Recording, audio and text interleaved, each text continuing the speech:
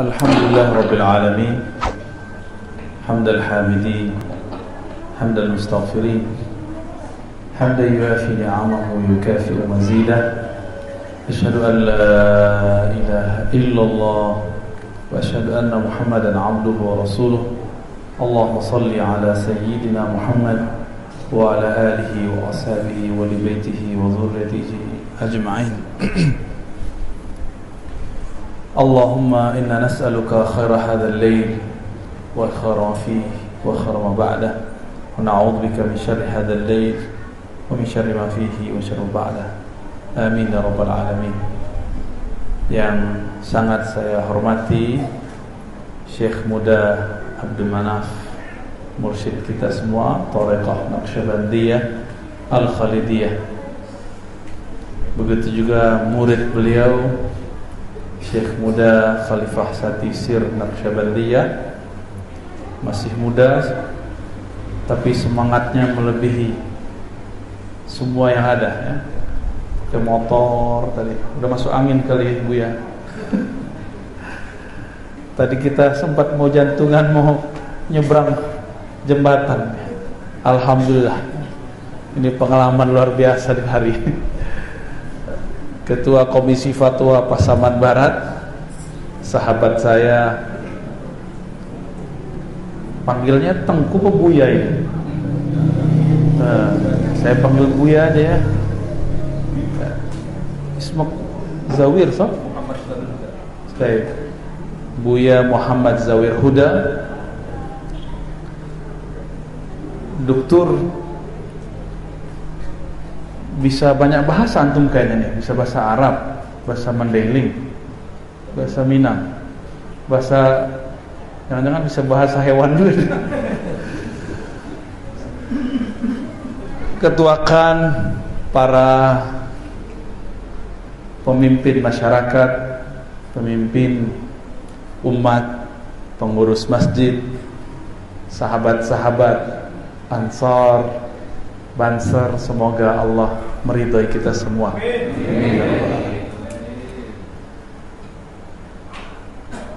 Kita di zaman yang alhamdulillah banyak tantangan tapi banyak kemudahan.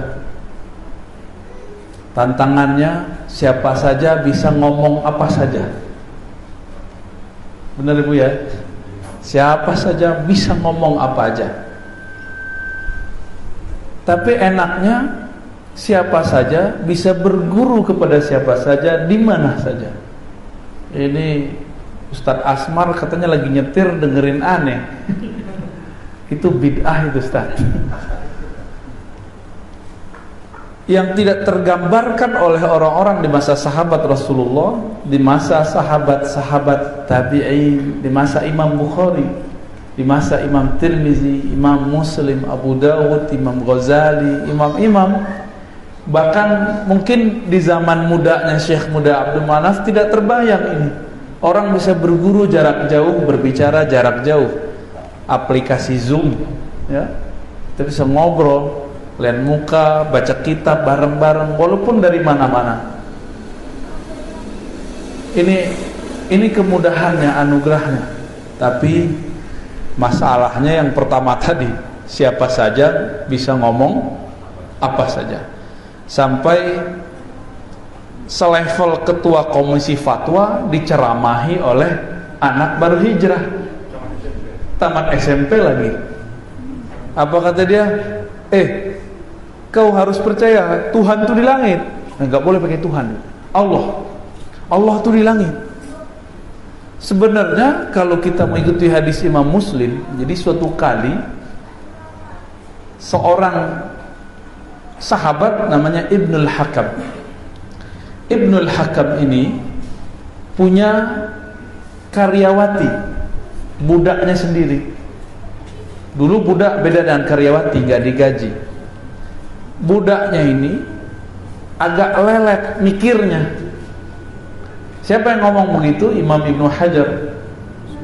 Lelet mikir tuh kan, lelet mikir. Itu bukan penghinaan terhadap sahabat Nabi, enggak. Itu kenyataannya, biasa aja menyebut begitu ya. Orang bati, susah, kalau ngapal itu susah. Memahami perintah itu tidak mudah. Akhirnya adalah beberapa kasus ternaknya tidak beres. Jadi dia ngurus ternak Ibnul Hakam. Maka Ibnul Hakam keselnya bukan main. Lalu beliau bernazar, kalau dia ini beriman menurut Rasulullah, saya akan merdekakan. Maka dibawalah kepada Rasulullah supaya disidang, ditanya. Maka dalam riwayat hadis Nabi ada 3 versi riwayat. Sedangkan kelompok seberang yang disebut tadi oleh Buya Muhammad Zawir Huda, nah, si anak SMP ini baru membaca 1 riwayat, riwayat Imam Muslim. Ada 3 riwayat, 3 versi. Riwayat pertama, Nabi bertanya, Aina Allah? Di mana Allah? Kalau bahasa Jawanya gimana, Pak? Allah nang di? Tuhan nanti. Oh, Tuhan Gusti Allah ya. Gusti Allah nang di gitu. Bojoku wong Jawa, Pak. Bojoku wong Minang. Baleh cakak. Tapi nggak bisa ngomong Jawa, Pak. Cuma gitu doang bisanya. Taunya kepriben, susah ya. Nggak. Kalau bahasa Arab saya bisa, mau lagi tidur juga bisa. Pas ngomong bahasa Jawa kok patah-patah ya. Ini Nabi nanya, Aina Allah? Di mana Allah? Ini satu versi. Kalau ditanya di mana, jawabnya apa? Riwayat ini menyebutkan Jariyah, budak perempuan, menjawab fis sama. Di mana? Di langit. Sama itu juga berarti kullu ma yasmu, semua yang di atas. Sumu artinya atas, tinggi. Makanya di Saudi orang petinggi-petinggi itu disebut sahibus sumu. Ya, sahibus sumu. Kalau ulama disebut sahibul fadilah. Itu orang Wahabi itu, Pak. Giliran nama Nabi nggak boleh pakai Sayyidina. Kalau Syekh dipanggil sahibul fadilah. Tapi kalau Nabi, Sayyidina bid'ah. Itu satu riwayat, dijawab oleh perempuan fis sama, di langit. Riwayat kedua, kita potong aja riwayatnya. Nabi bertanya, pertanyaannya bukan di mana Allah, tapi pertanyaannya man rabbuk, siapa Rabbmu, penciptamu, yang engkau sembah siapa? Maka dia jawab Allah. Riwayat ketiga, dan ini ada di riwayat Imam Ahmad ya tadi, riwayatnya Hasan, disebutkan bahwa Nabi bertanya, atashhadina alla ilaha illallah, apakah engkau hai budak perempuan percaya tiada yang berhak disembah kecuali Allah? Aku Rasulullah. Jawab perempuan itu, aku bersaksi tiada yang berhak disembah kecuali Allah. Engkau adalah Rasulullah. Dari 3 riwayat itu, ini hadis kan beritanya sama. Satu berita menyebutkan di manakah, siapakah, apakah. Nah, itu kan. Kenapa kemudian yang dipakai cuma satu riwayat? Bukankah satu hadis menjelaskan hadis yang lain? Jadi dalam ilmu hadis, kalau ada hadis berbeda, itu metode pertamanya dijamak, dicari kesamaan maknanya. Sekarang nih, ini udah sering kita ulang-ulang dulu ya. Dulu zaman-zaman awal kita buat daurah-daurah akidah di Riau, di Malaysia ya. Kalau ada orang agama sebelah bilang Gusti Allah di langit, itu jadi muslim nggak, Pak? Orang bilang Gusti Allah di langit, jadi muslim nggak? Orang agama sebelah nih, dia bilang Gusti Allah di langit, gimana? Masuk Islam nggak dia? Belum, nggak sah. Ada orang bilang Allah di langit, Allah di langit, terserah mau bahasanya apa, itu kan dialek aja. Jadi udah masuk Islam belum nih? Belum. Kapan seseorang sah masuk Islam? Pakai riwayat pertama atau ketiga? Yang ketiga, yaitu syahadat. Syahadat itu kalau di agama sebelah baptis, persaksian, kira-kira begitu. Sama kok, semua agama begitu. Ya. Maka seseorang tidak akan pindah agama kecuali dia kemudian bersaksi, memberikan persaksian dengan istilah agama masing-masing. Di dalam Islam, seseorang tidak disebut muslim kalau dia tidak memberikan persaksian itu. Jadi, secara riwayat seakan yang kuat adalah riwayat Imam Muslim. Tapi secara ilmu akidah mana yang kuat? Yang kedua dan ketiga.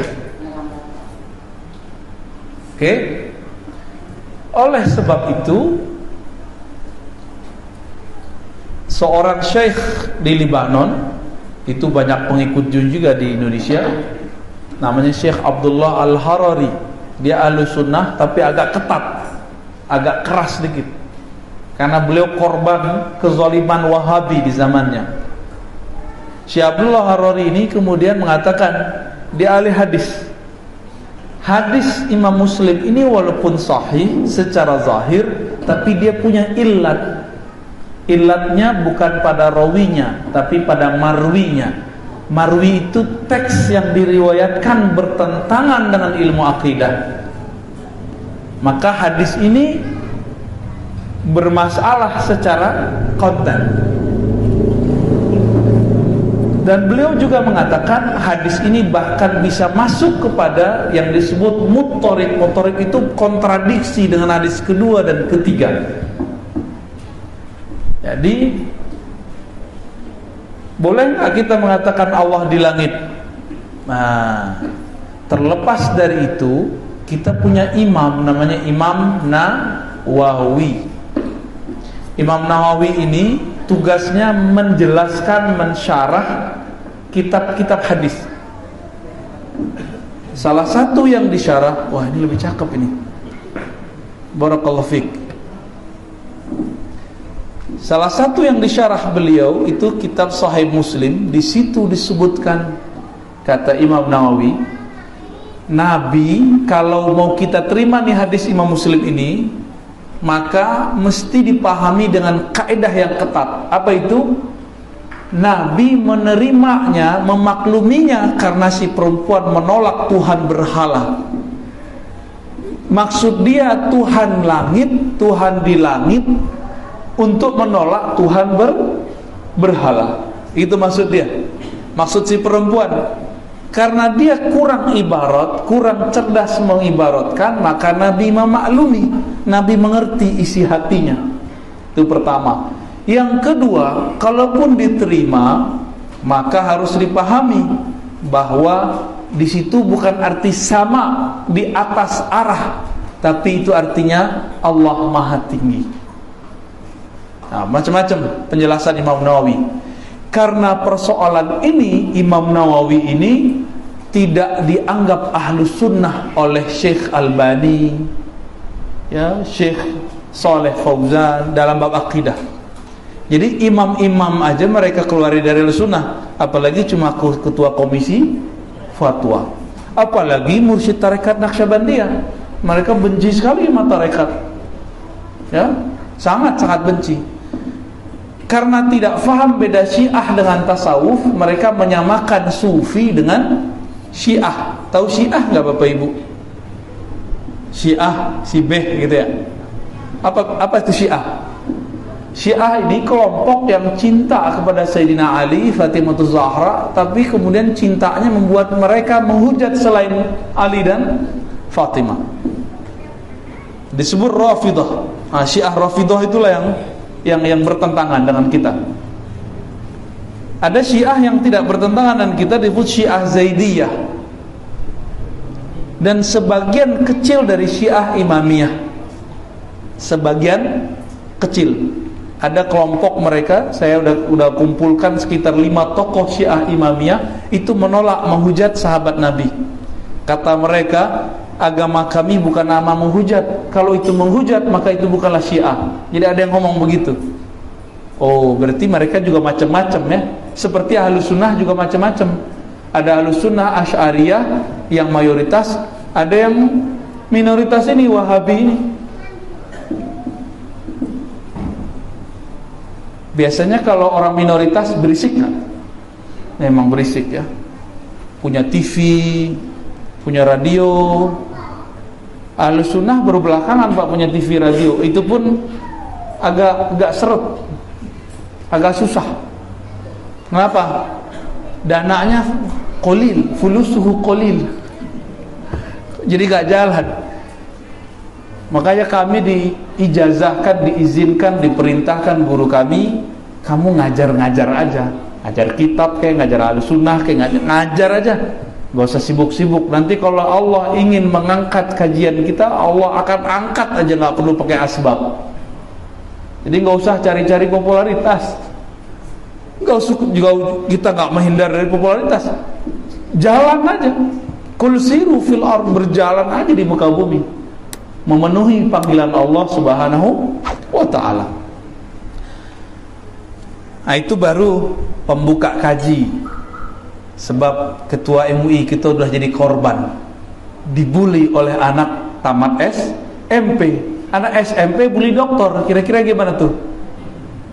Mau meruntuhkan gunung. Ada gunung sini Bu ya, Gunung Pasaman bukan? Gunung Pasaman mau diruntuhkan tapi pakai palu kecil, ploknya kapan selesainya? Ya, dibiarin aja nggak hancur. Nah, itulah yang terjadi ya. Ada yang ngajak saya berantem, ada. Ngajak berantem, anak SMA juga. Kamu ini hujat-hujat loh. Kapan kita mau hujat? Yang menghujat siapa? Yang selama ini menyesat-nyesatkan kita siapa? Kita kan selama ini diem, bener nggak? Antum nih selawatan, nggak pernah kan ngantem mereka? Nggak pernah kan caci maki salafi? Nggak pernah kan? Tapi mereka bilang apa? Antum ini apa? Ahli bid'ah. Antum ini dianggap musyrik oleh mereka karena muji-muji Sayyidah Fatimah, muji Sayyidina Ali, muji Sayyidina Nabi sallallahu alaihi wasallam. Mau diem? Ini bukan provokasi loh ya. Ini membangkitkan orang yang sedang tidur. Jangan diem. Orang diem-diem udah kita dikatakan sesat, antum diem-diem terus. Para ustadz takut ditinggal di jamaahnya. Dia tidak takut ditinggalkan Allah, tapi takut ditinggalkan jamaahnya. Kok pakai Allah Akbar? Kita bukan mau kampanye Pak Ketua. Kampanye Ahlus Sunnah ya. Baik. Belakangan ini hobinya orang Jawa di mana-mana pasti yasinan, Pak ya. Yasinan, apalagi selamatan, kendurian. Kalau saya suka duriannya, Pak. Modus, Pak ya. Apalagi tuh? 7 bulanan ya. Oke, apalagi? Orang meninggal diapain namanya tuh? Tahlilnya 7 hari. Wah, itu bagi mereka apa tuh? Udah dengar mereka bilang bapak-bapak ini ahli bid'ah? Udah dengar ya? Terus mau balas nggak? Mau dikasih senjata nggak? Ya, bukan senjata golok Pak, bukan. Karena mereka main mulut, kita balas pakai mulut. Mereka pakai dalil, kita balas pakai dalil. Bukan untuk mengalahkan mereka, tapi niatnya untuk menenangkan hati kita dalam beramal. Satu kali datang seseorang ke rumah Dulu saya tinggal di pesantren, ya, di rumah untuk ustadz, untuk pengabdi. Tiba-tiba ada yang datang, ya, nanyain konfirmasi. Itu hadis yasinan itu hadisnya dhaif. Tahu dhaif, Pak? Apa arti dhaif? Mantap ini. Ini santri kali dulu ya. Sebelum pindah ke sini santri nih kayaknya. Alhamdulillah. Ya. Saya juga ngantri, Pak, sama orang Jawa. Guru saya orang Jawa banyak, ya. Orang Jawa bisa hafal alfiah, orang Arab aja enggak. Dan orang Jawa tuh kalau lagi naik motor bisa bolak-balik baca alfiah, selesai. Tapi orang Arab belum tentu bisa. Jadi pas kami dulu tes sama Syekh Hasan itu, beliau kaget ketika ada mahasiswa hafal alfiah. Beliau doktornya Al-Azhar, ulama Damaskus, tinggal di Jerman sekarang. Nah, hadis dhaif kata mereka gitu ya. Oke. Anggaplah hadis yasinan hadisnya dhaif. Siapa yang mendhaifkannya? Syekh Al-Bani namanya, Pak. Jadi ada hadis itu disebut sahih, valid. Yang kedua disebut hasan, bagus. Yang ketiga disebut dhaif. Nah, ini untuk ngulang-ngulang aja. Yang sahih, hasan boleh dipakai. Yang dhaif ada yang boleh dipakai, ada enggak. Bagi salafi semua yang dhaif enggak boleh dipakai. Nih, bagi salafi nih ya. Dalam bab ibadah nggak boleh dipakai apa kali? Dalam bab akidah. Saya kasih pertanyaan, ente baca nggak kitab Tauhid Muhammad bin Abdul Wahab, pendiri Wahabiyah? Di situ ada hadis-hadis dhaif dipakai untuk akidah. Kalau wong apa nih, si Dodaji ya, pakai hadis dhaif untuk bayasinan, masa nggak boleh? Sedangkan Syekh Muhammad Wahab pakai hadis dhaif untuk akidah. Dan itu diakui oleh tokoh salafi namanya Mustafa Al-Adawi. Bisa dicari di YouTube itu Syekh. Antum kan bisa bahasa Arab, cari aja tuh di YouTube. Syekh Mustafa Al-Adawi. Al-Adawi berarti dia orang India, tapi bahasa Arabnya fasih. Keilmuannya melewati orang Saudi kebanyakan. Dia salafi juga. Mustafa Al-Adawi ini kemudian diserang, dibully oleh orang-orang Wahabi Saudi karena berani mengkritisi kitab imamnya. Itu. Jadi mereka biarin aja, kita nonton aja, Pak. Mereka tengkar berdua. Ya. Jadi nggak perlulah kita menolak mereka. Cukuplah mereka nolak mereka gitu. Jadi saya tanya balik, kalau di dalam akidah aja imam memakai, masa kami dalam ibadah fadhailul a'mal nggak boleh? Bingung juga Pak dia. Udah mulai ragu dia bersalafi. Ya. Jadi saya ini virus nih Pak, bikin ragu mereka. Tapi bagi Bapak Ibu, ini saya ini vaksin ya. Insya Allah, amin. Niat kita cuma satu, semoga Allah ridho, kita beramal itu tenang. Jangan lagi yasinan masih mikir, ini bid'ah nggak ya? Udah nyampe tahlil masih mikir, ini bid'ah nggak ya? Antum begitu nggak, Ustaz Asma?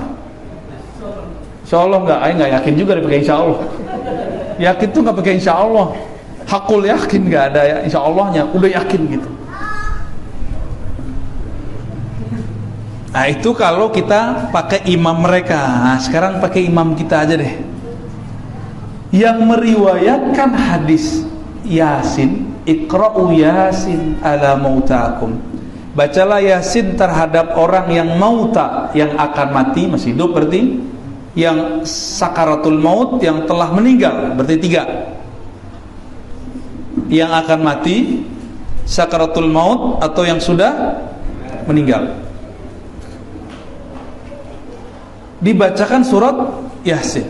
Ini riwayat Imam Abu Dawud, Imam Ibnu Majah, dan ketemu juga dalam riwayat Ibnu Hibban, Al-Hakim dan lain-lainnya.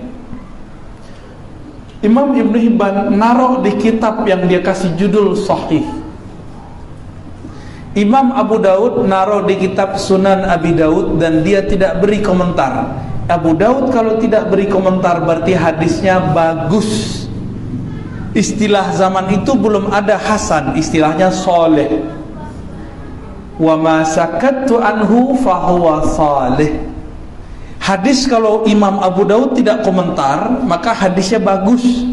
Berarti hadis yasinan bagus nggak Pak? Mentang-mentang yasinan nih yang bilang bagus-bagus aja. Ya. Iya.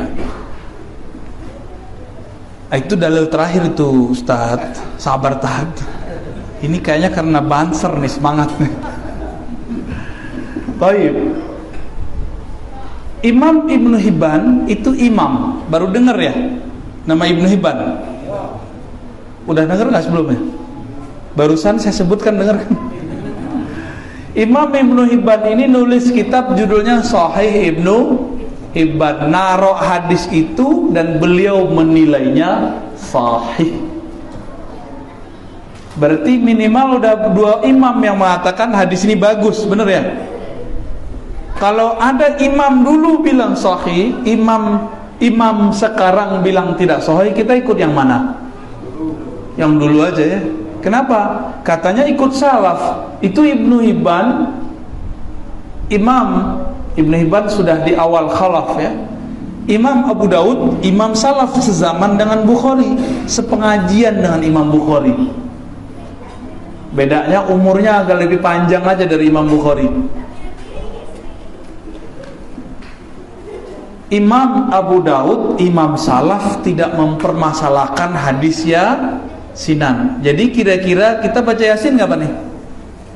Tetap baca yasin ya. Ustadz, bukan itu doang. Habis baca yasin kok pakai baca Al-Fatihah, Alif Lam Mim, ayat kursi, amanah Rasul. Ini kan Nabi kan nggak pernah begini. Nah, Nabi nggak pernah lakukan. Nah ini gaya mereka nih. Mereka ini kalau nggak tahu bilang nggak ada.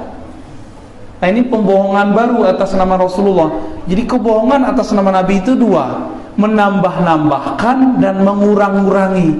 Nabi nggak pernah melarang, dia bilang Nabi melarang. Nabi tidak melakukan, belum tentu itu tidak ada. Lihat dulu sahabat Nabi. Adakah riwayat yang menyebutkan kalau kita ke kubur atau mendoakan orang mati baca Fatihah, baca Alif Lam Mim, baca 5 ayat pertama, ayat kursi, amanah Rasul, kul ada nggak? Ada. Yang meriwayatkan itu imamnya sendiri, yaitu Ibnu Qayyim. Dikumpulkan oleh Ibnu Qayyim riwayat-riwayat dari Lalikai, riwayat dari Qudai, riwayat banyak sekali bahwa Ibnu Umar sebelum wafat berpesan. Apa pesan beliau? Kalau saya mati bacakan kepada saya, dan itu dikubur loh ya, baca Quran dikubur, bayangkan. Al-Fatihah, Alif Lam Mim sampai 5 ayat terakhir, ayat kursi dan seterusnya. Ini pesan siapa? Sahabat Ibnu Umar. Ibnu Umar sahabat bukan? Anak dari Umar, namanya Abdullah bin Umar. Maka amalan yasinan lalu khataman dimulai dengan Fatihah, Alif Lam Mim, ayat kursi, amanah Rasul, kul itu bukan buatan NU. Buatan siapa? Buatan siapa itu? Itu buatan Ibnu Umar. Minimal kalau kamu sebut Nabi, tuan Ibnu Umar PNU. Kalau emang malu, wah saya nggak mau jadi NU, ya sudah. Ini lihat di riwayat bukan NU yang meriwayatkan. Berarti ini hadis sudah ada sebelum NU lahir, benar nggak?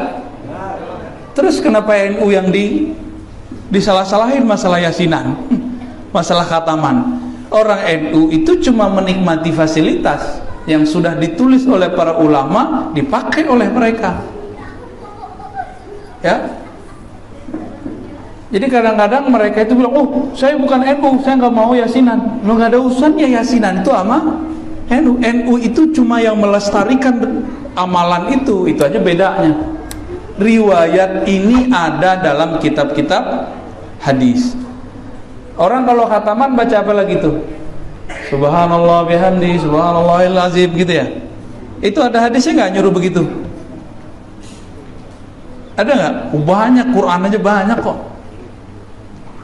Jadi kalau orang baca subhanallah bihamdi subhanallahil azim pasti orang NU nggak? Kalau gitu banyak orang NU di Mesir. Ya. Jadi Bapak Ibu kadang-kadang sebagian orang di luar sentimen sama NU, ya. Ini yang nggak benar, ya. Ini nggak benar. Kalau kita menilai satu amalan, jangan karena suatu organisasi, tapi karena dalil-dalilnya. Baik. Masih ragu mau yasinan, Pak? Udah nggak yakin ya? Udah nggak yakin, udah nggak ragu ya? Tambah mantap nggak? Insya Allah ya, mantap. Saya mau nanya, kalau kirim Fatihah nyampe nggak? Nyampe nggak, Pak? Nyampe. Wah, mantap. Santri tulen ya, Pak. Antum santrinya bukan 100%. Wah, 1000% berarti. Alhamdulillah. Tubuh Iren, wah tuh masya Allah, mutasil sanatnya ke Mbah Hashim ini, ya. Alhamdulillahirabbil alamin. Saya juga pasang sanad pakai Mbah Hashim. Guru saya Syekh Ali Mustafa Yaqub khatam kitab-kitab fikih dan hadis dari Syekh Syansuri Badawi. Kemudian Mbah Idris Kamali. Mereka berdua ini murid langsung dari Hadratus Syekh Hasyim Asy'ari. Ya. Alhamdulillah. Saya ini bukan orang Jakarta loh Pak ya, saya orang Payakumbuh. Tapi nikah mau wong Jawa. Kalau Pak sama orang Minang ya? Waduh, menangan mana tuh Pak? Baik. Bapak kalau pergi ke Mesir, ke Yaman, itu orang hadroh dan itu bukan NU. Ya. Di sini yang melestarikan mahabbah Nabi, amalan-amalan seperti tadi itu ulama Nahdiyin. Makanya saya walaupun tidak masuk organisasi NU, saya sangat mendukung amalan itu. Kenapa? Kalau nggak NU, siapa lagi yang melestarikan? Muhammadiyah punya tugas lain, bikin rumah sakit yang gede-gede, bikin universitas di mana-mana. NU kan baru buat Pak, bener ya? UNU ya. Unisma baru buat, Staino. Muhammadiyah udah di mana-mana, jadi bagi tugas aja. Berkat di masyarakat NU, berkat di kampus, biarlah orang Muhammadiyah. Walaupun kita buka tuh dada dosen-dosen di Muhammadiyah itu dalamnya hijau juga Pak, hijau kayak jubah saya ini persis. Ya. Itu kita ketemu banyak, ini saksinya banyak ini ya. Pengurus-pengurusnya itu karena di NU ngantri bro. Kalau di NU sini nggak ngantri karena nggak ada gawagis, Gus nggak ada di sini. Di sini siapa bisa jadi siapa, yang penting alim, benar nggak? Jadi orang Jawa nyampe di Pasaman budayanya udah campur aduk. Jadi antri ke gus-gusnya nggak ada. Kalau di Jawa kan kita hormat ke gus. Jadi kalau yang jadi ketua NU, Ibnu, apalagi nih ketua Banser gitu ya, ya itu harus gus-gus. Istilah kami di pesantren gawagis, jamak dari gus. Di sini nggak ada antri kan Pak? Siapa yang berbakat bisa jadi kan? Wah keren itu. Itu versi Minangnya tuh. Tapi bajunya tetap hijau. Ya. Saya hijau begini karena saya cinta Rasulullah. Saya yakin orang NU hijau karena cinta Rasulullah Sallallahu Alaihi Wasallam. Suatu kali ada seseorang bermimpi ketemu Nabi dan dia melihat pakaian Nabi dan cahaya Nabi warnanya hijau. Ternyata ketemu dalam Sunan Tirmizi disebutkan bahwa Nabi ra'aitun Nabi sallallahu alaihi wasallam wa alaihi. Nah, aku melihat Nabi sallallahu alaihi wasallam dan padanya ada pakaian atas bawah. Jadi pakaian itu atas bawah. Ada dua. Nabi itu pakaiannya dulu bukan gamis dari atas ke bawah satu. Itu sudah budaya baru. Budaya masa Rasulullah itu ada atasan, ada bawahan. Akhdarain, yang dua-duanya warna hijau. Hijaunya mirip-mirip begini Pak. Emang begini insyaallah ya. Alhamdulillah. Tapi kalau aura hijau itu beda lagi tuh. Apalagi kolor hijau itu beda lagi tuh. Bapak Ibu yang mulakan Allah, belum lama ini saya kaget ada salah satu kiai NU tapi tidak gabung, tidak berkomunitas dengan orang-orang Aswaja. Ngirim di grup, apa yang dia kirim? Peringatan atau doa tahlilan 7 hari, 40 hari adalah tradisi Hindu-Buddha. Nah, ini yang bikin kaget. Dia orang NU, kiai Pak, hafiz Quran. Oh, di palsu tuh.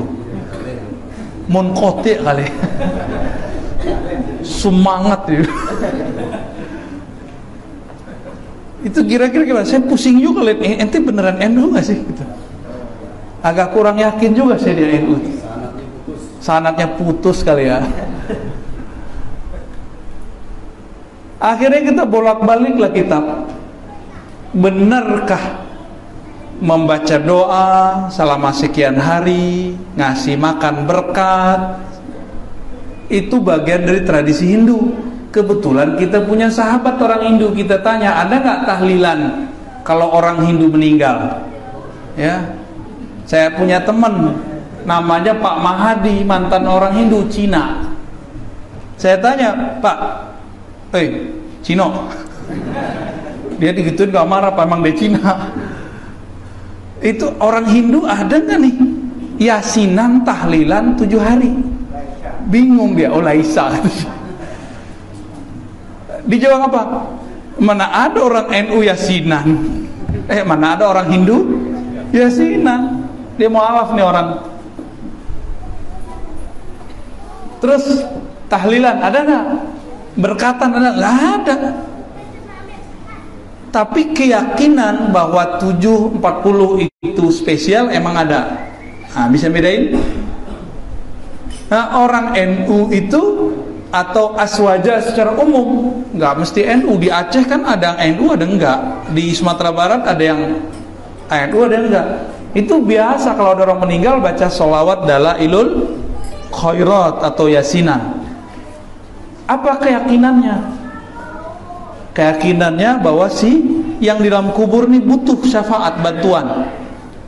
Adakah dalilnya? Apakah ini dalil Hindu atau dalil Islam? Coba kita cek Pak ya. Ternyata Imam Al-Qudai, ahli hadis, Imam Abdul Razak dengan riwayat yang berbagai macam mengumpulkan beberapa riwayat bahwa orang beriman dan orang kafir kalau mati yuftanani fil kubur, ditanya di kubur, fitnatul qabr. Itu yang disebut fitnatul qabr. Kalau dia mukmin, orang kafir gak ditanya ya. Orang mukmin sama munafik.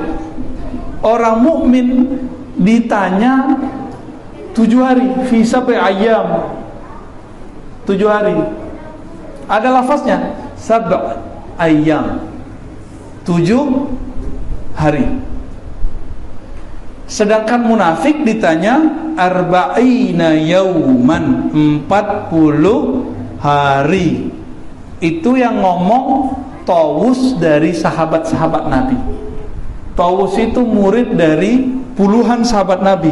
Sahabat yang terkenal namanya Abdullah ibnu Abbas. Namanya Imam siapa tadi? Tawus. Apa kata Tawus?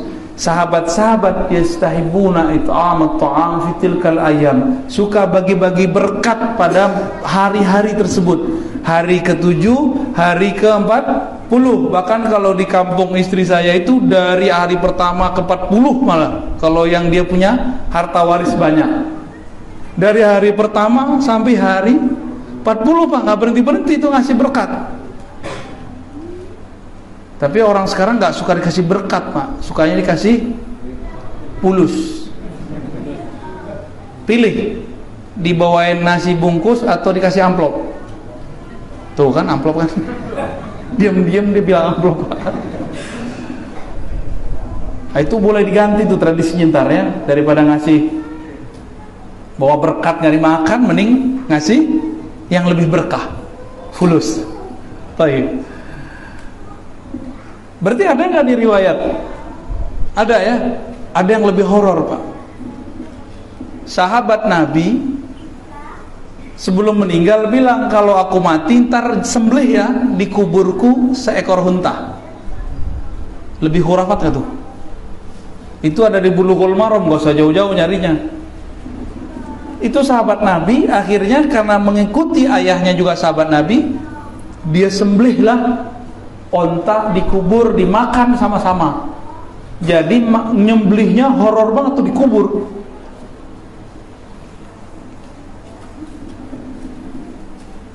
Berarti ada dalilnya nggak? Ada dalilnya. Kalau nanya dalil mah dalil banyak, dia aja nggak tahu. Karena jangankan Musnad Al-Qudai, riwayat Tawus, kitab Imam Suyuti, Sahih Bukhari aja dia nggak khatam kok, gitu. Apalagi Fathul Mu'in, dia nggak khatam tuh ya. Apalagi baca Hasyiah, paling nggak seneng. Jadi nggak nyambung. Kita ngomong apa dia nggak nyambung. Kalau kita baca kitab kuning dianggap itu tandingan Al-Quran. Coba nih tanya sama Pak Doktor nih, menurut antum kitab kuning tandingan Quran atau penjelas Quran? Penjelas Quran. Tapi bagi logika awam, nggak boleh ikut imam, nggak boleh ikut kitab-kitab mazhab. Itu beda dengan Quran. Nah ini racun ini. Kita langsung saja kepada Quran.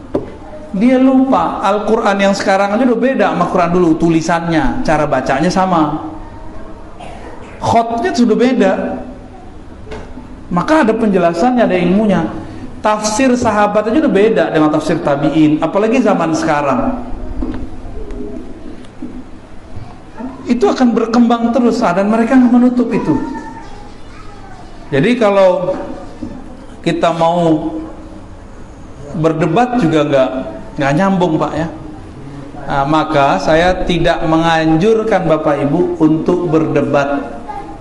Cukup kuatkan aja apa yang kita amalkan. Kecuali nantang tuh, datang ke rumah antum tadi tuh, betul. Itu dilayani aja. Perlu digaspol ya. Terakhir kali ya, udah jam 11 ini Bu ya. Kita mau tanya jawab.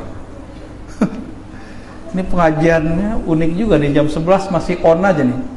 Udah ada yang tewas-tewas 1-2 tuh. Jangan tewas lah Pak.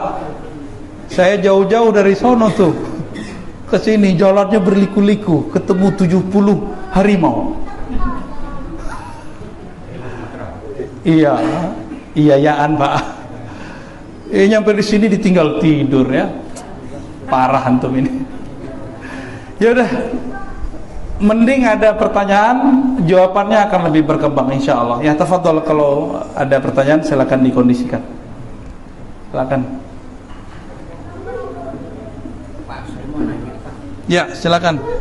Ah, mending pakai ini nih, Pak. Biar horor dikit.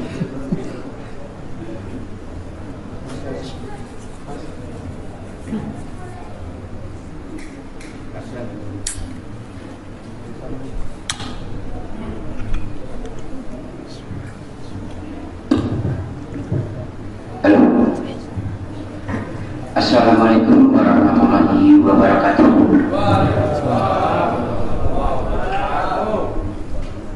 Ini mohon maaf Pak Ustaz atau Pak Buya ya.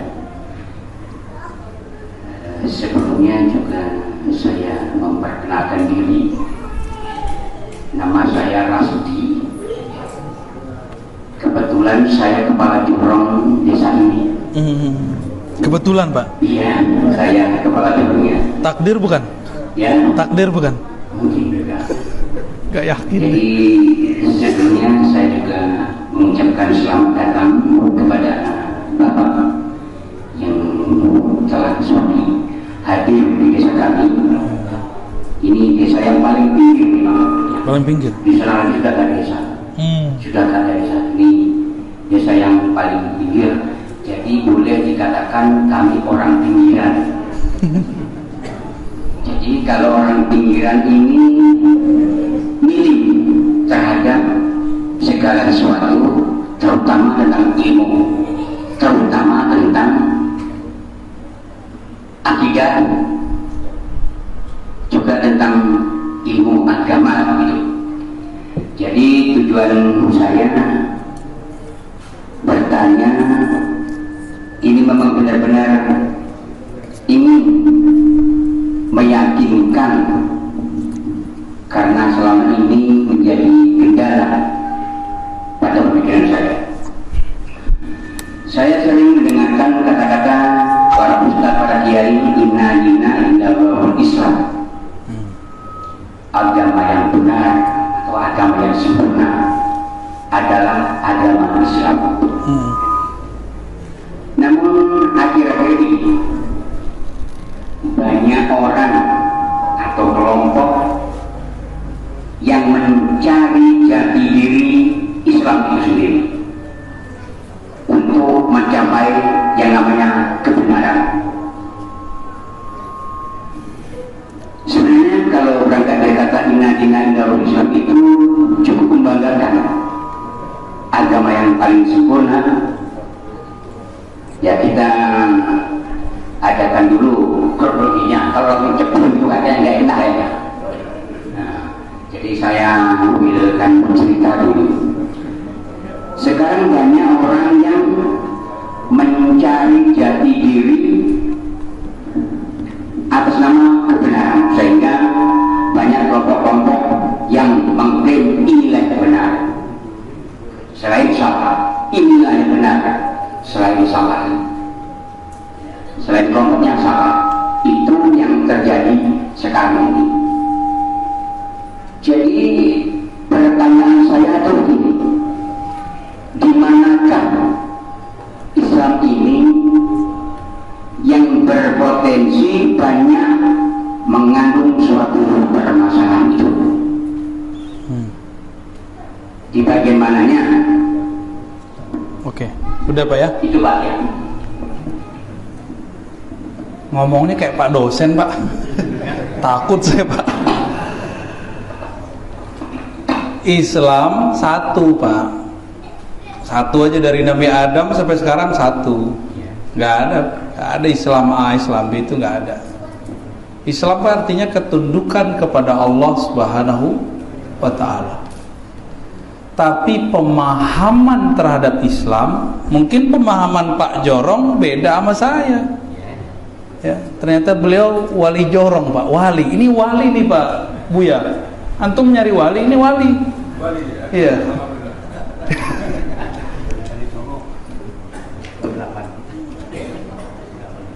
Al-Quran satu nggak? Tapi kalau kita baca Quran bisa beda faham nggak? Bisa nggak? Bisa. Salafi baca Quran, Buya Zawir baca Quran, bisa beda nggak? Bisa beda. Terus siapa yang benar? Yang benar Qurannya. Pemahaman ini hanya berusaha mendekati kebenaran. Masalahnya ada kelompok yang lupa. Dia kira pemahaman dia itu suci seperti suci Quran, benar mutlak seperti kemutlakan Quran. Itu sombong nggak tuh namanya? Jadi kelompok yang sombong, orang yang sombong, yang mengklaim, yang merasa pemahaman dia adalah pemahaman yang suci seperti pemahaman teks yang suci itu. Al-Quran suci, lalu dia baca, pemahaman dia dianggap suci, walaupun dia nggak ngomong. Ciri-cirinya sederhana. Kalau ada orang beda faham dengannya, dia serang balik, dia kata-katai, disesat-sesatkan gitu. Itu ciri-cirinya. Lalu di bagian mana Islam itu bisa banyak masalah? Ya di semuanya Pak. Semua mulai dari bismillah, ada yang dijahar, ada yang nggak dijahar, ya kan? Bismillah huruf ba, itu udah banyak lagi tuh ilmunya tuh. Titik di bawah ba, ada macam-macam lagi tuh ilmunya.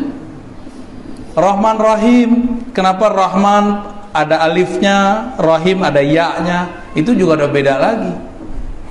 Karena orang nggak paham apa Rahman Rahim, maka dia beragama tuh horor, benci.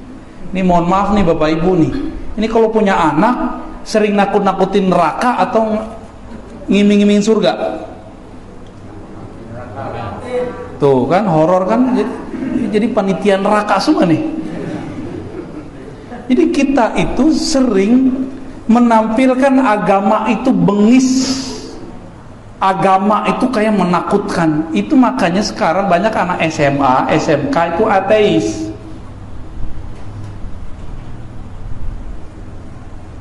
Banyak Pak, agnostik banyak hari ini. Saya punya kasus, kita juga ngisi di beberapa sekolah-sekolah SMK, itu mengalami hal yang sama, apalagi mahasiswa. Dan di barat sekarang sudah memuncak, orang-orang ateis itu udah muncak. Pragmatisme, macam-macam istilahnya tuh ya, kalau kita pakai istilah-istilah kampus tuh. Orang-orang udah gak percaya sama Allah, gak percaya sama Tuhan, gak percaya agama. Kenapa? Bagi dia, kok agama, orang beragama kok jadi horor ya? Jubah keren, kopiah mantap, tapi ngomong neraka mulu, nakutin anaknya neraka mulu. Nih ibu-ibu nih ya, paling dekat dengan anak-anak. Ibu itu kan punya sesuatu dalam dirinya disebut rahim. Kenapa disebut rahim? Karena rahim itu adalah kasih sayang Allah. Maka seharusnya seorang ibu paling bagus dalam memberikan pencerahan untuk anak-anaknya. Jangan nakut-nakutin neraka mulu ya. Guru-guru di madrasah, di sekolah, kalau ngancam anak jangan pakai neraka. Ngancam aja, tapi jangan pakai neraka ya. Itu urusan Allah sama guru ngaji ntar. Kecuali dia sudah menentang suatu hal yang berkaitan dengan agama, bahasanya harus jelas. Gimana Pak Wali? Wali Kutub Jorong. Gimana Pak? Rasdi ya?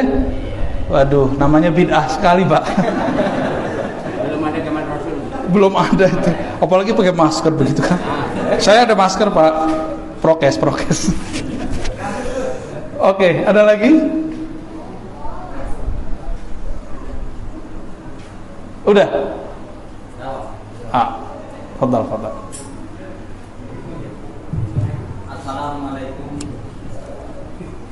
Assalamualaikum warahmatullahi wabarakatuh. Waalaikumsalam.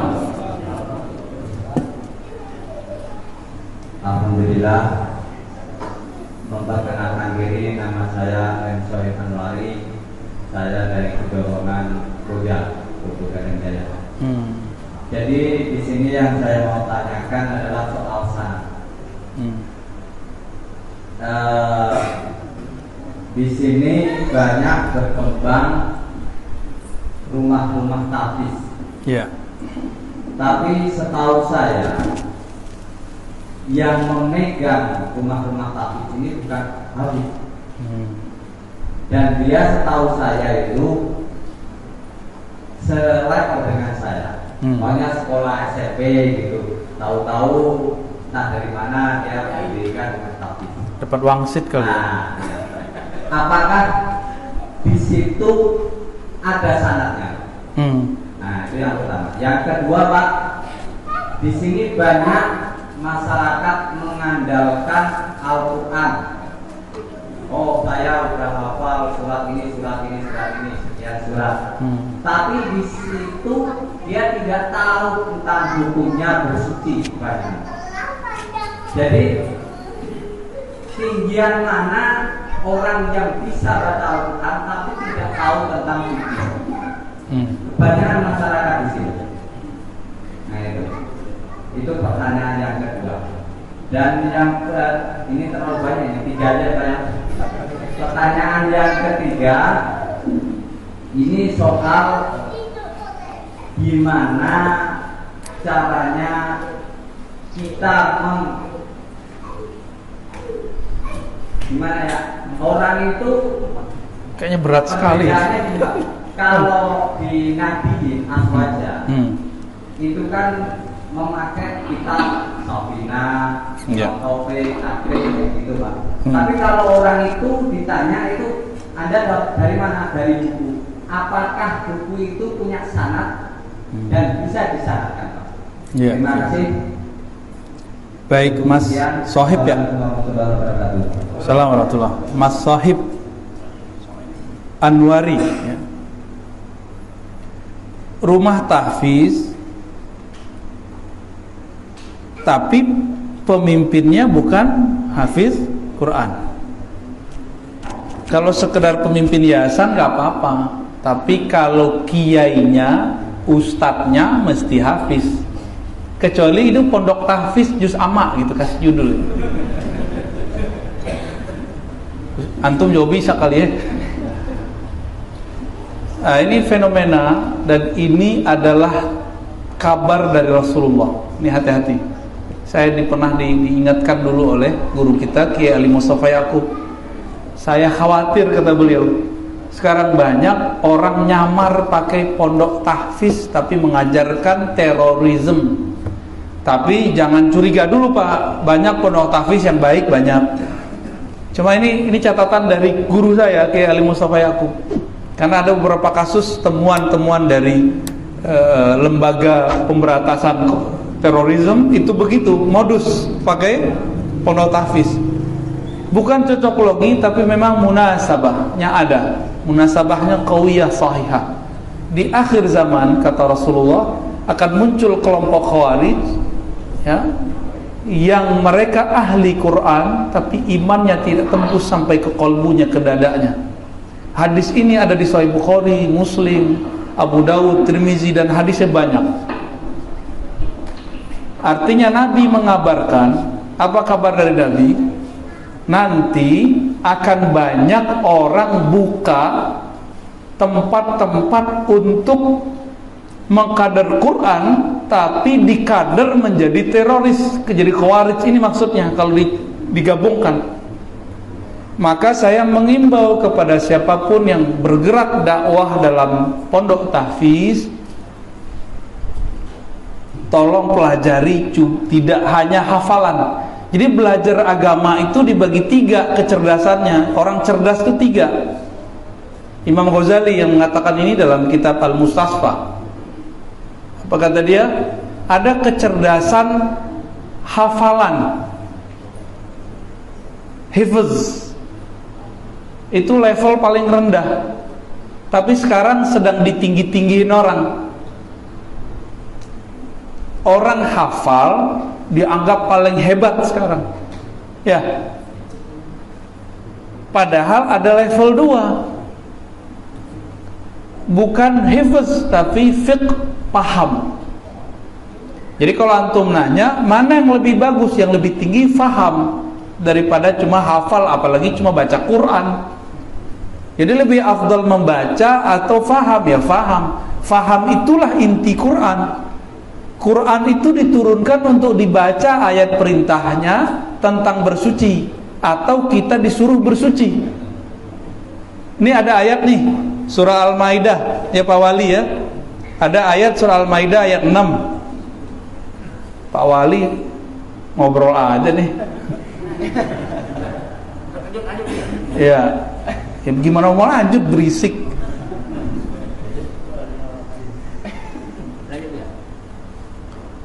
Ada contoh surah Al-Maidah ayat 6. Perintah apa? Perintah apa tuh ayat 6? Perintah berwudu. Perintah berwudu Pak. Itu orang dapat pahala atau dapat keberkahan yang sempurna dengan membacanya doang atau ngamalin isinya? Quran itu cukup dibaca atau diamalin? Oke, sudah tahu jawabannya berarti? Ya, berarti lebih bagus yang nomor 2, faham. Di dalam hadis Nabi, riwayat Imam Bukhari, ada yang di situ mu'allaq, ada yang muttasil, riwayat Tirmizi langsung dia muttasil sanadnya. May yuridillahu bihi khairan yufaqihu fiddin, hadis yang dihafal oleh semua santri di pesantren, tertulis di pojok kitab halaman depan. Siapa yang Allah inginkan kebaikan dunia akhirat, sukses dunia akhirat, yufaqihu fiddin. Siapa aja nih, nggak mesti dia santri, bisa yang bukan santri, nggak mesti wali juga, wali kutub. Tadi antum nyebut wali kutub sih ya. Horor juga tuh kali kalau kutub. Yufaqihu fiddin, Allah buat dia faqih, mengerti agama, bukan yuhafizhu atau ja'alahu hafizan, enggak. Allah jadikan dia hafiz, enggak. Allah jadikan dia faham. Maka orang yang faham Al-Quran itulah yang disebut bisa memelihara Quran, bukan sekedar hafal. Kalau hafal, handphone kita lebih pintar dari kita, Pak. Tinggal diputar aja tuh YouTube-nya Pak Wali, ya enggak? YouTube Juz Amma tuh lebih fasih dari imam kita baca Juz Amma. Taib. Lalu apakah sanad? Nah, perlu dicurigai. Bersanad pun belum tentu benar. Siapa tahu cuma sanad hafalan, tidak sanad pemahaman. Zaman ini yang penting sanad pemahaman. Hafalan mudah kok. Sekarang udah banyak teori, metode, cara ngapal itu udah banyak. Tapi cara memahamkan itu nggak mudah. Nggak mudah Pak cara memahamkan. Iya. Tapi kalau niatnya benar, yufaqihu fiddin, pasti Allah mudahkan dia memahami agama. Nah, maka yufaqihu fiddin ini proses. Faqqaha yufaqihu, ya. Ada kalimat di situ, proses. Allah akan buat dia terproses memahami. Jadi jangan senang dulu Bapak Ibu dengan pemahaman yang kita punya sekarang. Saya sampai sekarang juga belum puas dengan dalil yang saya dapat, tapi tenang sih sudah. Kalau puas, emang ada ilmu itu puas? Nggak ada. Ilmu itu nggak ada puasnya. Kenapa? Ilmu itu sifat Allah. Allah terbatas atau Allah tidak terbatas? Allah tidak terbatas, maka orang akan tamak kepada ilmu tanpa batas. Kalau tamak sama gorengan, makan 3 juga udah kenyang, Pak. Mas Sohib sukanya makan apa? Apa? Apaan katanya? Apel. Kirain sop babi. Astagfirullahalazim.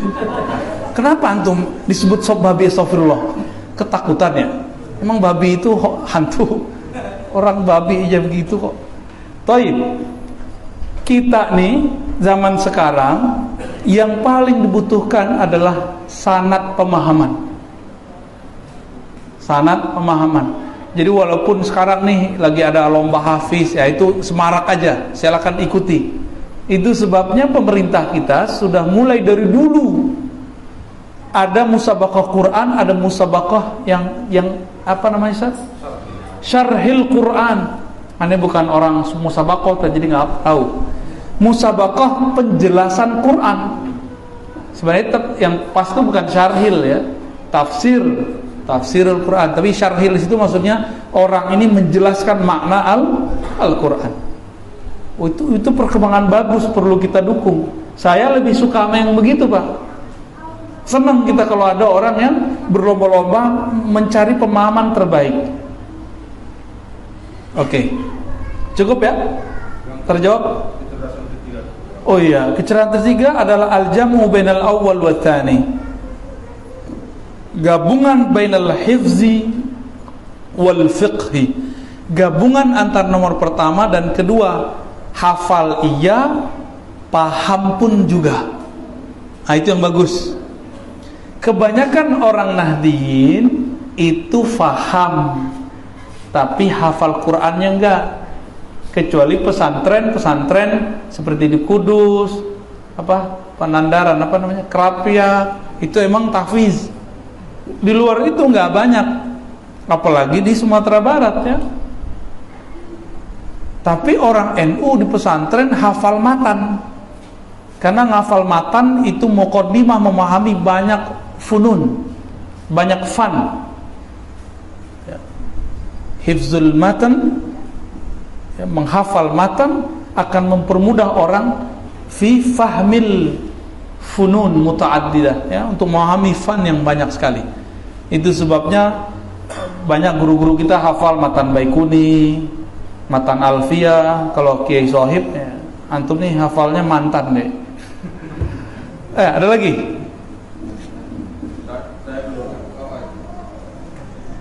Fadal. Ini munsyid kita nih. Siapa namanya nih? Assalamualaikum warahmatullahi wabarakatuh. Assalamualaikum warahmatullahi wabarakatuh. Dia nama saya Rio Candika. Rio. Pada saat ini kan banyak sekelompok umat atau sekelompok orang membid'ahkan hukum berbana atau wukuf dalam hukum Allah. Saya minta penjelasan kepada dia bagaimana hukumnya kami bersolat menggunakan duduk pada saat ini, dan adab bersolat itu bagaimana yang benarnya. Terima kasih. Wassalamualaikum warahmatullahi wabarakatuh. Salam. Ini dua bab ya, adab sama hukum pakai duf. Dulu ada sebuah hadis Imam Nasai seingat saya, a'linun nikah bid-dufuf. Benar Bu Yasfi ya? A'linun nikah bid-dufuf. I'lankanlah pernikahan. Apa arti i'lankan? Publikasikan, kasih tahu orang bahwa kamu menikah bid-dufuf, dengan memukur terbangan. Itu hadis Nasai. Di hadis Imam Tirmizi, Nabi nyuruh berakadlah kamu nikah fil masjid. Di mana? Di masjid. Meskipun hadisnya dhaif, tapi diamalkan oleh sebagian ulama salaf, maka sampai sekarang itu kita banyak akad di masjid. Meskipun riwayatnya menurut sebagian ahli hadis dhaif, tapi menurut sebagian ulama ahli fikih zaman salafus saleh itu diamalkan.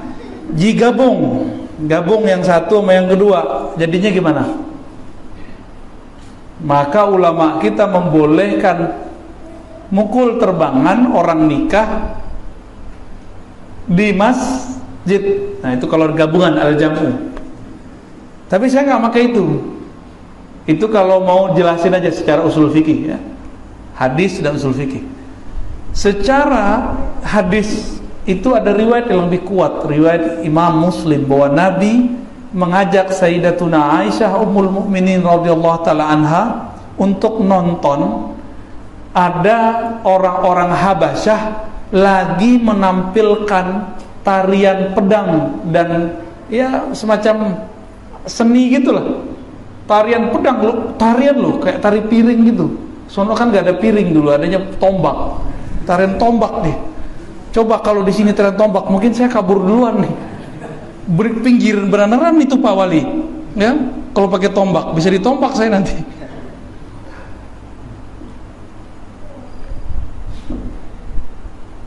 Itu hadis riwayat Imam Muslim, dan Nabi nanya ke Aisyah, "Gimana Aisyah, sudah puas tuh belum?" Aisyah mengatakan belum. Terus udah sekian lama nanya lagi, sampai kemudian Sayyidah Aisyah bosan.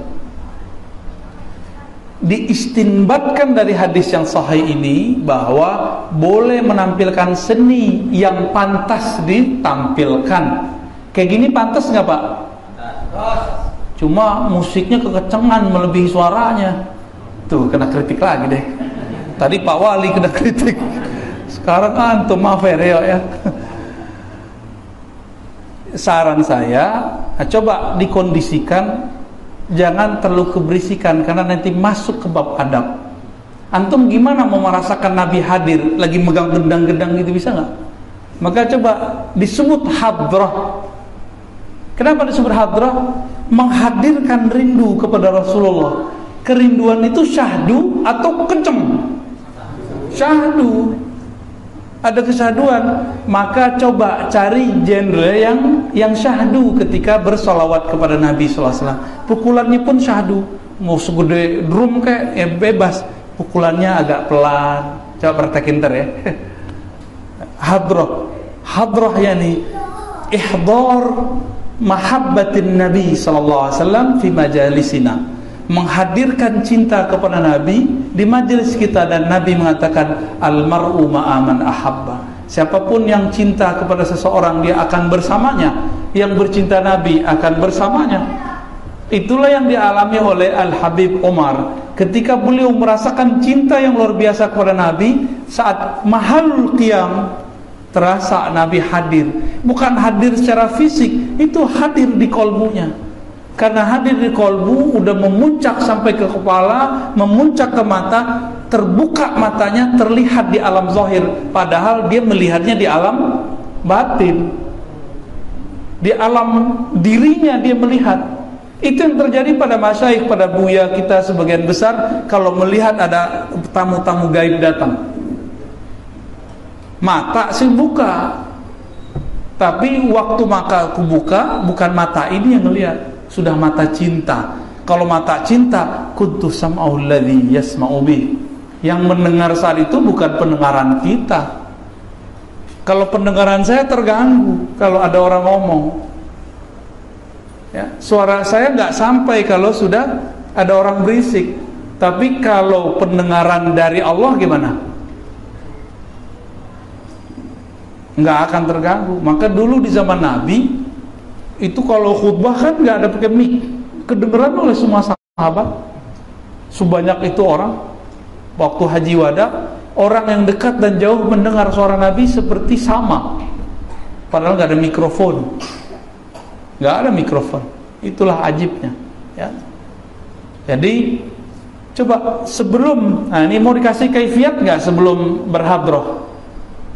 Mau antum? Kalau nggak mau nih nggak kasih. Nantilah ya.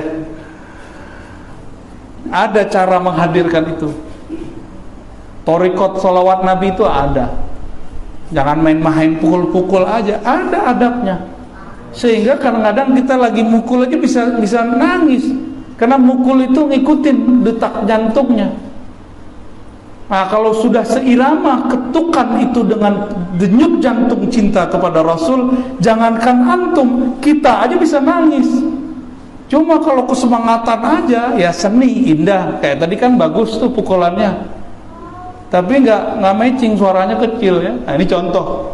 Berarti baru di batas seni zahir, belum seni hadrah. Tapi semoga ke depan ada nanti yang membimbing antum. Ini kan ada mursyid-mursyid, tanyalah ke mereka bagaimana cara menghadirkan rindu Nabi dalam kalbu. Sehingga kalau kita baca syair, baca madaih nabawiyah itu bisa nangis. Nabi itu senang kalau ngelihat hambanya rindu, senang sekali. Rindu itu ada yang diungkapkan dengan nangis biasanya, ya. Kecuali nangis sakit hati itu mulai lagi ya. Taib, sudah. Sudah sejauh mana bahaya Wahabi Salafi di Indonesia? Iya. Karena dulu saya baca buku, karena mereka oknum Wahabi itu di Saudi membantai ulama yang berseberangan dengan mereka atau ulama madhab, bahkan membunuhi keturunan Nabi. Benarkah itu ya? Iya, iya. Ini Pak Ketua MUI nih menanya nih. Baik, ini pertanyaan penting karena konfirmasi itu penting ya.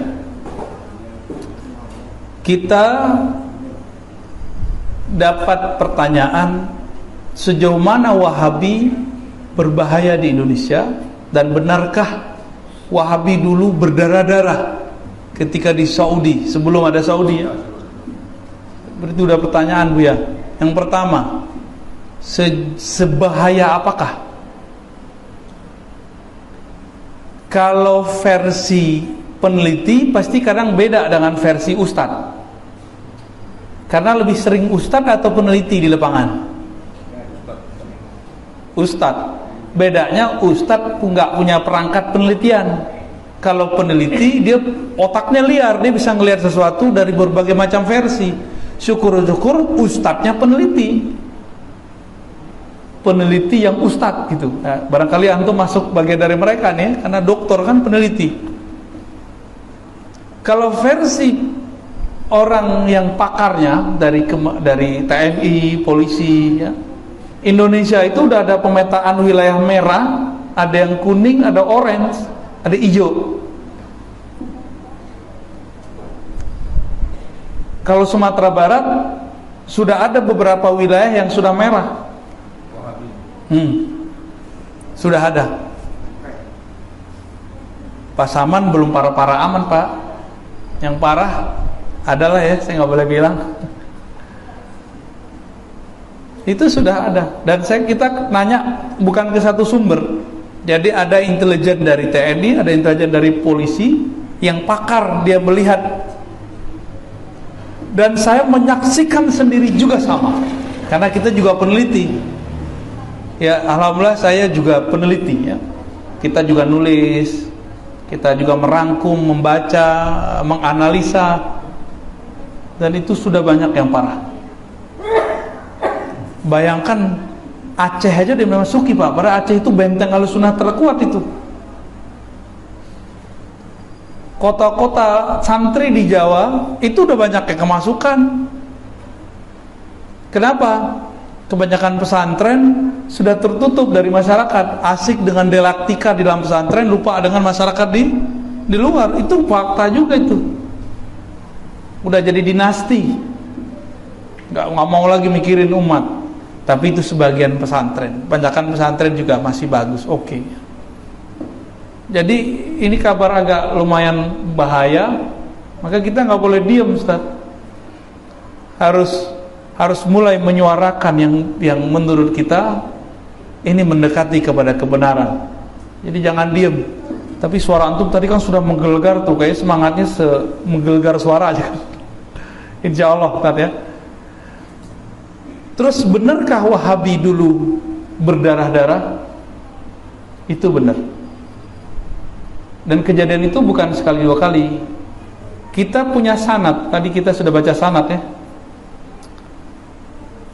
Jadi kalau di Sumatera itu ada Syekh Sulaiman Rasuli, Syekh Abdul Wahid Salihi, Syekh Jamil Jauh, itu punya guru. Syekh Khatib Ali punya guru namanya Syekh Ahmad Khatib Minangkabau. Syekh Ahmad Khatib Minangkabau punya guru Bakri Syato. Bakri Syato punya guru namanya Sayyid Ahmad Zaini Dahlan. Beliau mengabadikan pembunuhan berdarah oleh Wahabi. Judulnya Fitnatul Wahabiyah. Kitab ini dibantah oleh mereka, tapi datanya nggak kuat. Mereka itu nganggap kalau udah dibantah berarti yang dibantah kalah. Nggak begitu. Tidak semua bantahan itu valid. Main asal bantah-bantah aja. Said Ahmad Zidahlan itu menyaksikan kebangkitan Wahabiyah setelah yang pertama. Yang pertama beliau nggak semasa. Jadi Said Ahmad Zidahlan menyaksikan bagaimana ganasnya mereka. Kenapa? Karena dulu Inggris mencoba memecah belah Turki Utsmani. Turki Utsmani dipecah. Di Saudi ada dua potensi, keluarga Suud, keturunan Suud dengan keluarga Hashim. Hashim ini syarif di Mekah. Sempat keturunannya kemudian ada yang jadi raja setahun dua tahun di Hijaz. Tapi kemudian karena mereka tidak mau diatur oleh Inggris, maka orang Inggris mempersenjatai keluarga Suud. Kalau dipersenjatai gimana? Keluarga Suud kemudian mendekati orang-orang Wahabiyah, pakai ayat, pakai Quran, pakai sunnah, atas dasar ingin memurnikan tauhid. Mereka meratakan kubur dan membunuh siapa saja yang mengajak untuk itu. Intinya politik sebenarnya di belakangnya, politisasi agama. Itu sebabnya Bapak Ibu Allah, di Saudi tidak ada partai. Karena ketika Saudi berdiri ada kesepakatan kerajaan agama oleh keluarga dan murid-murid Alu Syekh Muhammad bin Abdul Wahab. Ada kerajaan politik, kekuasaan ini dipegang oleh Ahlus Su'ud, keluarga Su'ud. Jadi mereka udah bagi dua. Tapi keluarga yang Su'ud ini minta kepada keluarga Ahlus Syekh, kalau buat fatwa yang jagain kami. Kalau kerajaan boleh nggak ada partai? Sebenarnya boleh kalau Perdana Menteri, tapi mereka nggak boleh. Maka di sana nggak ada partai, Pak. Di sono nggak ada 0102 kayak kita tahun-tahun kemarin, ya. Nggak ada demo, haram demo. Nggak ada demokrasi, bagi mereka nyoblos itu haram. Jadi teman-teman Salafi bawa fatwa itu ke Indonesia, makanya mereka nggak nyoblos. Terus yang lucu apa? Mereka pakai fatwa pemerintah sezolim apapun tidak boleh dilawan, dikritik. Emang kita sepakat nggak boleh kita merontak, nggak boleh, kritik kan boleh, ya. Tapi pemerintah ini menggunakan demokrasi. Demokrasi kan haram menurut dia. Coba nanti dibayangkan, Pak. Saya nih fatwakan nggak boleh nyoblos. Di sini ada Muslim, non Muslim. Kira-kira yang terpilih siapa? Saya nih memfatwakan, Bapak Ibu tidak boleh nyoblos. Gimana? Yang menang non Muslim, ya. Nah ini akibatnya. Maka fatwa-fatwa mereka kurang berkenan, kurang relevan sebenarnya. Jadi gitu, Ustaz. Jadi benar bahwa ada sejarahnya dan bukan hanya Said Ahmad Dahlan yang nulis, itu juga ditulis oleh penulis-penulis dari Barat. Keturunan Nabi pun ikut mereka bunuh. Itu benar kan, keluarga Hashim mereka bunuh sebagian. Yang selamat itu yang kerajaan Yordan itu, karena mereka sudah punya kekuasaan di sana. Dan nanti satu saat Khawarij ini kan tentara Dajjal. Yang pertama mereka cari adalah keturunan Rasulullah. Karena keturunan Rasulullah itu di situ ada Imam Mahdi. Nanti yang akan digorok pertama mereka adalah Habaib. Jadi itu benar. Hari ini sudah mulai muncul fatwa-fatwa comberan namanya, ya. Mengatakan apa?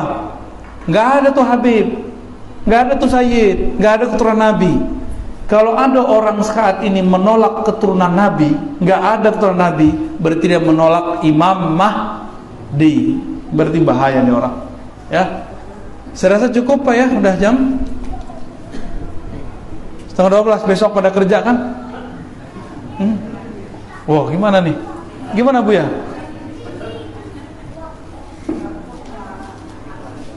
Gimana MC? Cukup ya? Hah? Cukup lah, oke. Saya rasa cukup ya, karena pasti ada hajat esok hari, supaya tidak bertabrakan antara kebutuhan agama kita dan kebutuhan duniawi kita. Semoga pertemuan ini Allah maafkan, Allah ridhoi jika ada kesalahan. Mohon maaf Pak Wali, canda-candaan saya mungkin agak sedikit garing. Ya, mohon maaf kepada para guru, para masyayikh jika ada kalam dan adab yang telah kami langgar, dan semoga kedatangan kami bermanfaat. Amin ya rabbal alamin. Assalamualaikum warahmatullahi wabarakatuh.